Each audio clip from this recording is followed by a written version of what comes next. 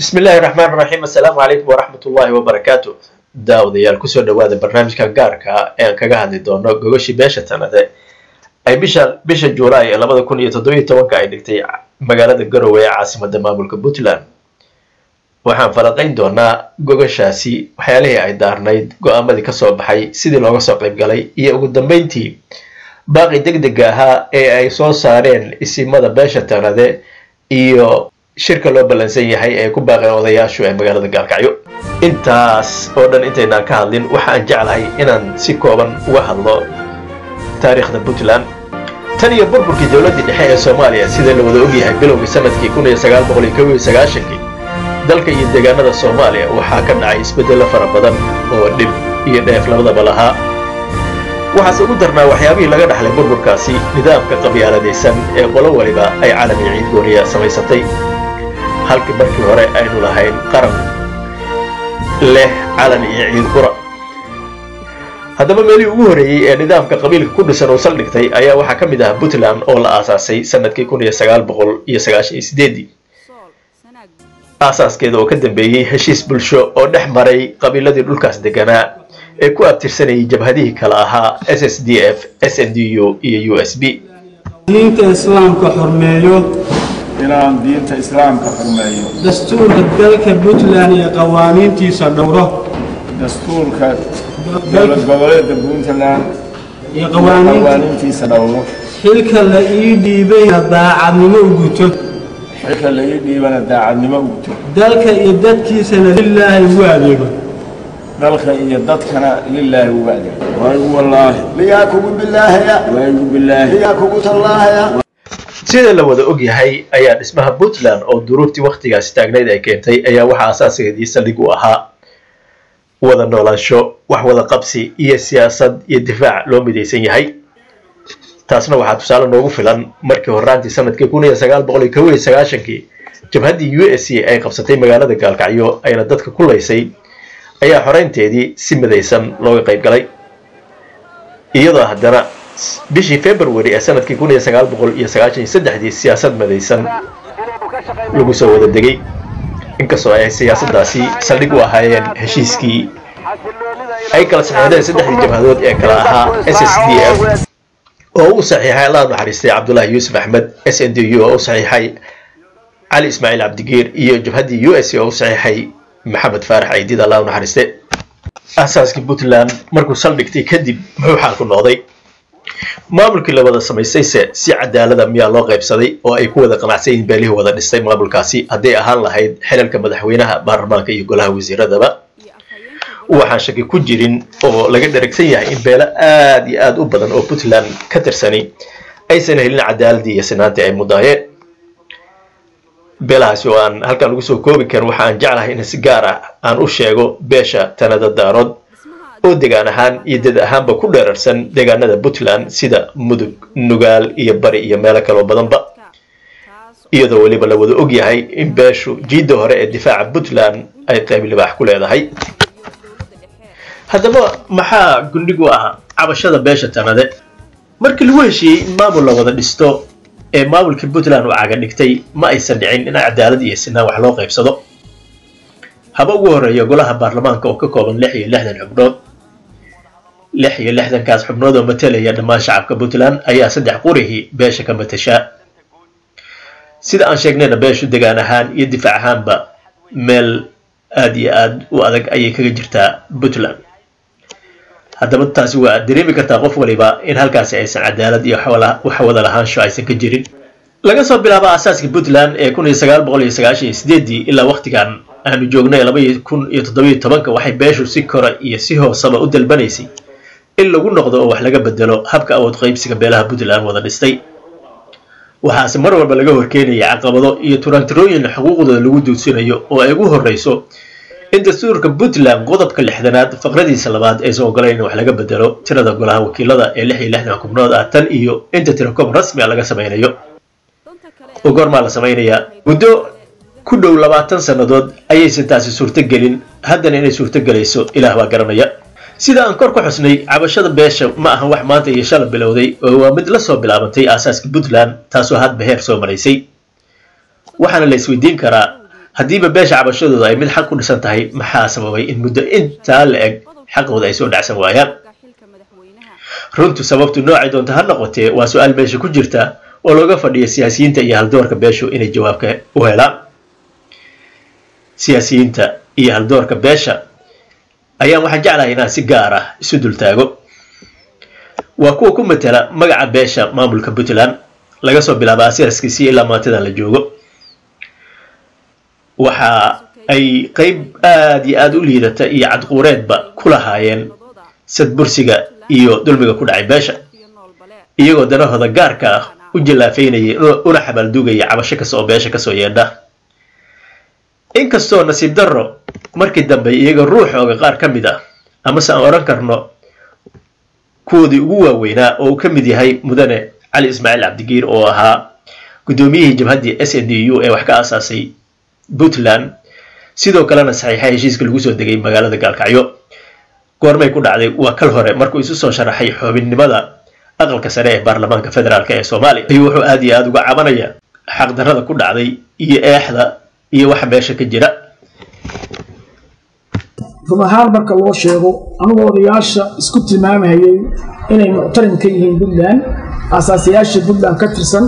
ka soo shaqeeyay wax ka dhisay baan ahaa, anigoo ka cararaya arrimahan qabiilka hoose ee kontonka la sheegayo kalsoonideeduna ay tahay Puntland iyo baarlamaankeeda dowladdeeda ayaan codsaday. waa la iga aqbalay, beeshooduna waa iga aqbashay, dowladduna waa aqbashay. 4 bilood baan u fadhiyey. qofkaasaa la yidhi qofkii baan keensaday,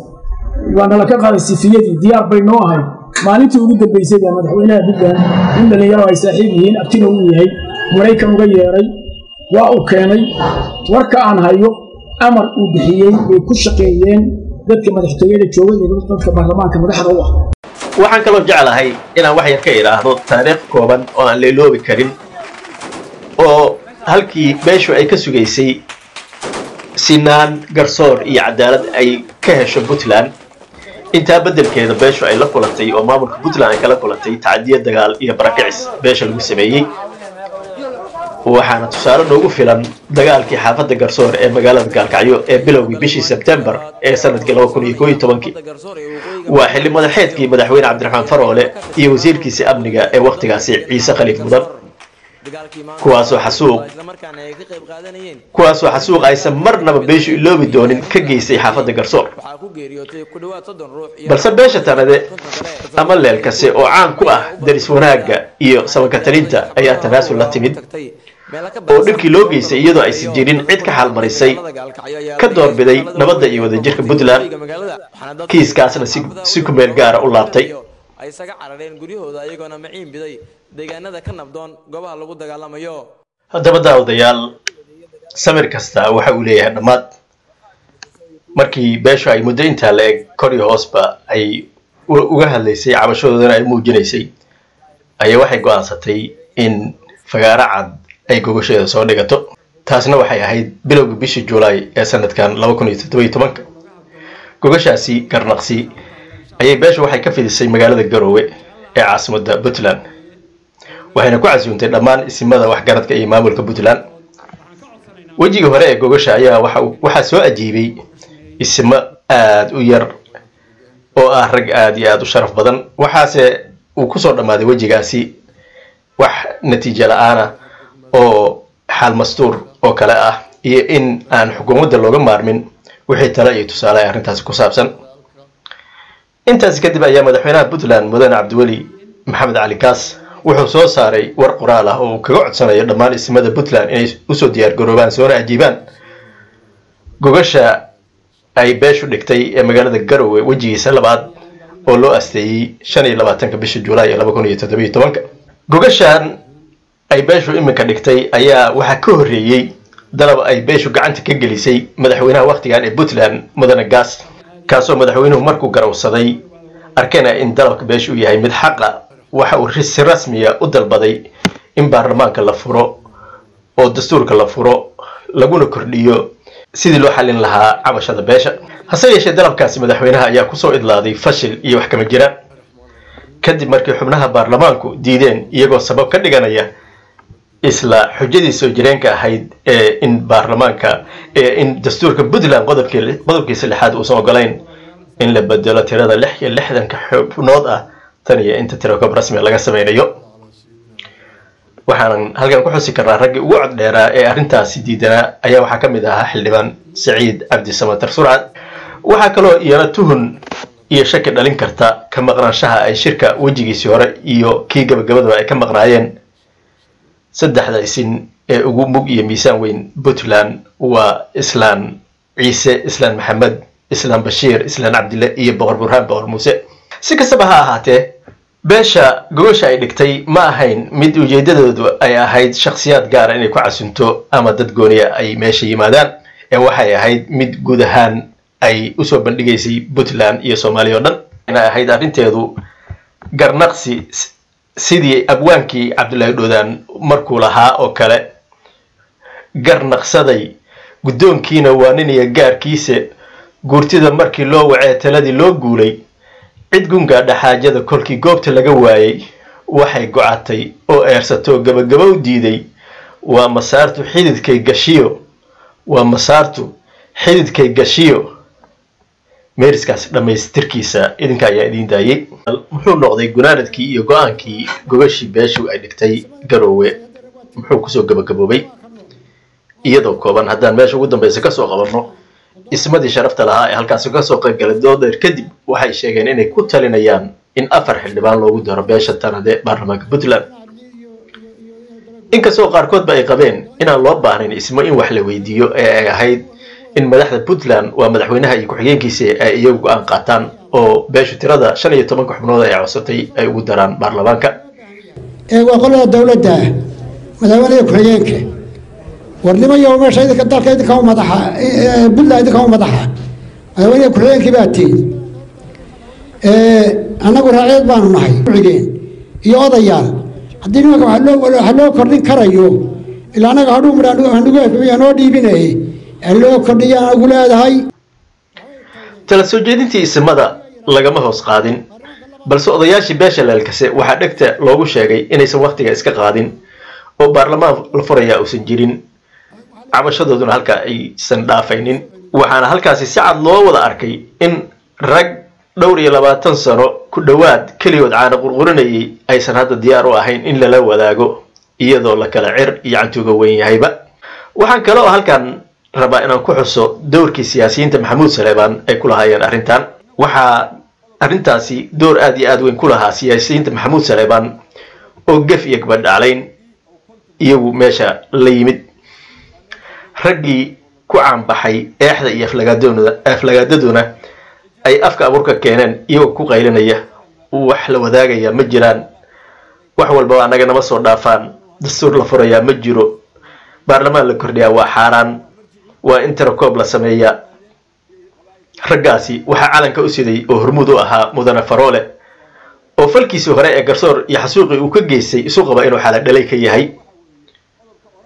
waxaa sidoo kale aan u kala harin dhammaan siyaasiyiinta beesha Maxamuud Saleebaan oo qaylo afka furtay sida Generaal Cabdullaahi Saciid Samatar iyo qaar kaloo badan. odayaasha la kala isugu keenay oo la soo lugooyay wax dastuur ka galay ma jira hadday ma fadhiyo waxba kuma lihiin shaqadiina waa dhamaatay xildhibaanada doorateen baarlamaan baa la yiraahdaa iyaga xilki u saaran yahay madaxweyne doorteen madaxweyne wasiiru dhistay dib bay waan sixiyeen golihii muxuu ahay garsoorka haddii waqti ka dhamaaday dib baa loo magacaaba baarlamaanka ansixiyay idinka shaqadiina waa dhamaatay ilaa suga miisa inay haray hal sano iyo barba inay haray doorasho kulli kale one man one vote lagama gaareen markaas la inay imaanaya markii suga dadka ha wareeginina anigu halka madaxweynuhu markuu yimi maadaama aan kaliya u ahaa waa kala hadlay markii aan maqlay faalaha socda oo waxbaa lagu darayaayo ayaan kala hadlay waana wadiga waxaan madaxweynuhu arrinta iyada ah ka joog baan ku yiri uma fiicna Puntland waxa weeye arrintaas madaxweynayaasha ka horeeyay sida Cabdullaahi Yuusuf ugu horeeyay ilaa kuwa baartay ilaa Cabdiraxmaan midaan loola iman ma jirin mid markaa ku dhawaaq ku kacayna ma jirin waxaana ay tahay arrintaas waa arrin laba taabtaan weeye sidaasaan ugu sheegay waxaas xujadooda iyo daliilkooda iyo qayladaankooda waxba kala jiraan ka dhigay nin beesha ka dhashay una dhug daloola baarlamaanka Puntland iyo waayihii Puntland ay soo martayba waa gudoomiyihii hore ee baarlamaanka Puntland ahna wasiirka kalluumaysiga ee xilligan mudane Cabdirashiid Maxamed Xirsi oo si cad u sheegay in 12 jeer ku dhawaad la furay dastuurka Puntland iyadoo hadba cabashadii jirtay la xalin jiray haatana ay mudan tahay in beesha cabashadeeda dastuurka loo furo haddii aysan jirin wax kale oo arrintaas diidaya reer Puntland qayb ka mid ah oo codsanaya in dastuurka loo furo oo goboladu waatay 5 gobol iyo degmo ahaayeen waxay codsadeen in dastuurka loo furo laguna daro gobol la yiraahdo Karkaar waa la furay Karkaar baa lagu daray waxa yimid beel socota oo codsanaysa in la furo dastuurka laguna daro gobol la yiraahdo Cayn waa la furay waana lagu daray waxa timid beel soconaysa oo le maanta dastuurka in loo furo ayaan doonaynaa oo nala kugu daro gobol la yiraahdo Haylaan waa loo furay waana loogu daray haddaba daawadayaal markii arrintu saas u dhacday xaalkuna uu halkaa marayo maxaa la gudboon beesha Tanade maxayse odayaashii Garowe ku soo hungoobay ugu baaqeen beesha ay ka yimaadeen Soomaalida ayaa ku mahmaahda run iyo kaba waa la cadeeyay garna Ilaahay bay leedahay isimadii Tanade waxay soo saareen baaq degdeg ah oo ay ku sheegeen in wada lahaanshihii iyo wax wada qaybsiga Puntland uu ku dhacay ceel madow waxayna iclaamiyeen shir degdeg ah oo muddo 3 cisho gudahooda ay ugu baaqeen dhammaan siyaasiyiinta waxgaradka iyo qaybaha kala duwan ee beeshu inay isugu yimaadaan magaalada Gaalkacyo si ay aayahooda uga tashadaan taariikhaysan 14 bisha 2017 waxaa soo gabagaboobay gogashii beesha Tanade ay dhigatay magaalada Garowe kowdii bishii 2017 ilaa 12 bisha 2017 taasoo ahayd mid looga hadlayay tabashada beesha Tanade ee matalaada awood qaybsiga golayaasha maamulka Puntland gaar ahaan golaha wakiilada Puntland shirar badan oo ay la yeelatay beeshu madaxda maamulka isimada waxgaradka iyo siyaasiyiinta beelaha ku bahoobay Puntland waxay beeshu xaqiijisay in dulmiga awood qaybsiga ee Puntland uu yahay mid qoto dheer kuna salaysan hab qabiili ah 2 in xalinta tabashada beesha Tanade iyo go'aankii isimada Puntland ay hortaagan yihiin dhammaan siyaasiyiinta beesha majeerteen 3 dhammaan qaybaha kala duwan ee beesha iyo deegaanada beesha ayaa si aad looga soo dhaweeyay baaqa isimada waxaana hadda loo balansan yahay shirkaasi oo ka dhici doona xaafadda Garsoor ee magaalada Gaalkacyo maalmaha lagu soo aadan hadii Ilaahay idmo haddaba maxaa laga filan karaa muxuu noqon karaa go'aanka masiiriga ah ee beeshu u balansan tahay go'aan qaadashadeeda kadibse ma lagu aadeyn karaa beesha go'aanka ay gaarto maadaama beeshu ay ku dhawaad 20 sano dulqaad iyo tanaasul ku soo jirtay jawaabta su'aalahaas aan dib ugu dhigano xalaqadaha dambe waxaan si jeclahay intaanan halkan soo gabagabayn inaan halkan ka sheego gabaygii abwaanka qarniga ee Cabdinaasir Cali Daahir Dhagadheere waa markuu lahaa rumuudkaana saaran iyo darbiga la iska rogi waayay ribatee su'aal roon bal aan raximka weydiiyo anigoo saliw ka muujinaya mar gabay antiriyaa jiray waxaan idhi annagoon reer magaaliya ahayn qodoto raandhiis leh raasiga baddana aan rabiish haysan ee reermiyi iyo xololay raacatada hawda gugoo raagay maalkoo ruqaa amase roobdoonta sidan raydan khayrowo iyo nimankan reer faarax waxaa ducada maantaaridrida ruux karaama leh awalla laysma feeroori jirin tii raggii hore ee ninunba ra'yiga dhiib laysrabay markii ina warfaaroogsado laysku wada raacay rabbiyaa raxmaanow dadkan raasiq buu yidhi durbadii rajaa muuqatiya riidhi daruur badan saxansaxada roob soo rugliya uduga reexaanta rahoocimaday rubadda ceel jooga ramaas baxay caleen rucuba iyo rayska iyo doogga dhulkii ruun bannaankiya lahaa reydabkiiyo jiica raxan kolkii loo dago ciir la ruxanayo raalliyadu gooray shushubin rama gadhaydiisa raggoo shiran runsheeg iyo warsiga reenka iyo shawrka reeraha markii dhowrto iyo raashin laga keeno rubisaac kolkii loo fadhiyo raatibkiiyo diinta nimcadaas inaan laga ruxruxin laguna sii raago duco raahibkii noo akhriyey rugcadaha beeshu raqiis maahan taasuye haddaan mariyo ruuxeeda geesaha sharkooduu raroo riixan buu yidhi midda hore intuu rooriyo tii dambana reebay midda raafka hoosiyo dhulkana naga radiib weyne balaayada kor soo raaracdana raaran buu yidhi